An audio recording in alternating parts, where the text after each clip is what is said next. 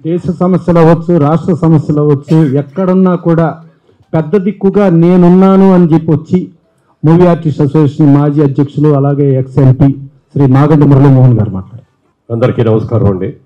చాలా దురదృష్టకరమైనటువంటి పరిణామం. ప్రశాంతంగా ఉన్న భారతదేశంలో మొన్న జరిగిన ఇన్సిడెంట్ తోటి అందరూ కూడా ప్రపంచ యావత్తు కూడా దిగ్భ్రాంతికి లోనయ్యారు.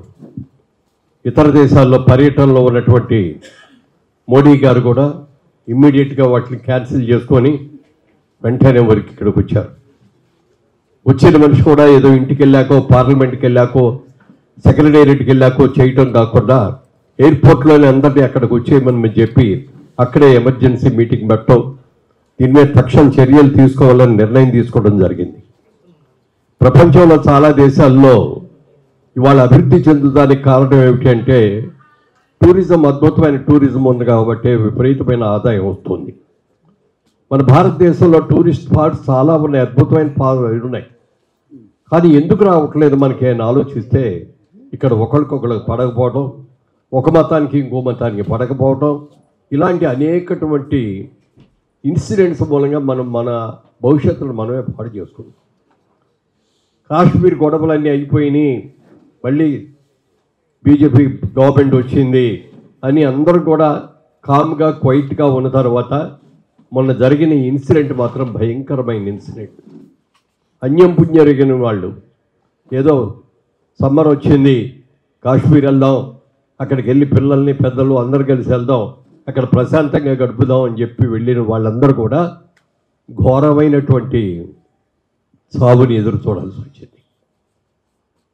కొన్ని కథలు వింటే ఎంత బాధ అనిపించిందో తెలియదు. పెళ్లి చేసుకొని హనీమూన్కి వెళ్దామని వెళ్ళిన వాళ్ళలో భర్త చనిపోయి భార్య అక్కడే ఏడుస్తూ కూర్చుంటే ఎంత హృదయ విదారకంగా అనిపించిందో చెప్పడానికి వెళ్ళలేదు. బిడ్డలను పోగొట్టుకున్న తల్లులు కానీ, తల్లులు పోగొట్టుకున్న పెద్దలు కానీ అక్కడికి వాళ్ళందరూ వచ్చేస్తున్నారు, ఎక్కడ కాల్ చేస్తారు అని చెప్పి ఉరుకుల పరుగుల మీద పరిగెత్తే లేడీస్, ముఖ్యంగా మహిళలు పరిగెత్తలేక ఎన్ని ఇబ్బందులు పడ్డారో చెప్పడానికి లేదు.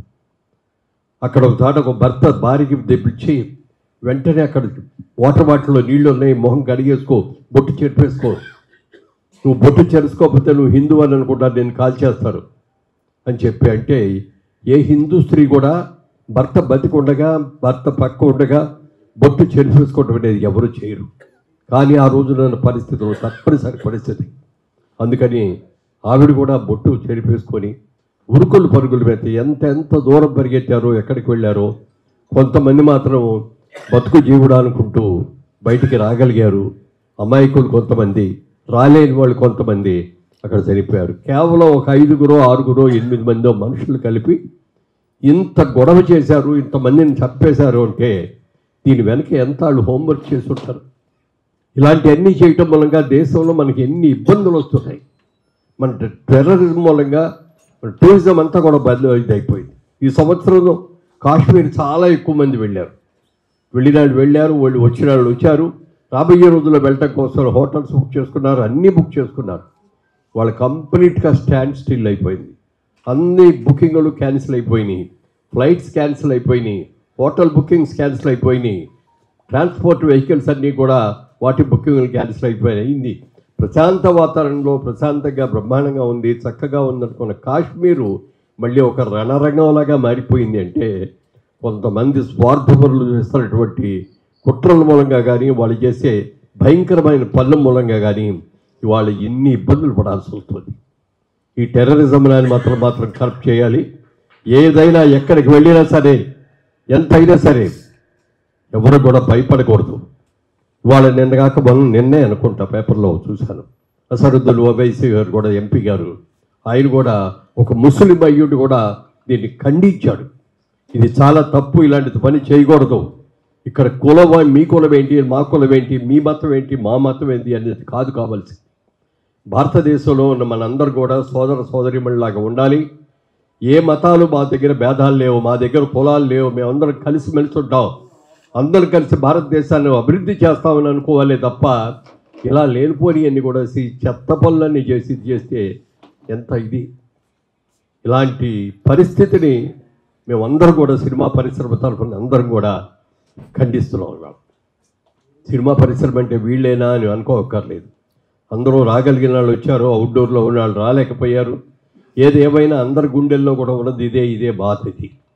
ఈ బాధను ఎలా అయినా ఇది చేయాలి, ఇది ఇట్లాంటిది జరగకూడదు. రాబోయే రోజుల్లో భారతదేశం అభివృద్ధి చెందాలంటే వాళ్ళ అసలు ప్రపంచ యుద్ధం వస్తుందేమో అనే భయం కూడా ఉంది. వాళ్ళ చాలా దేశానికి అభిప్రాయ భేదాలతో చాలా గొడవలుగా ఉన్నాయి.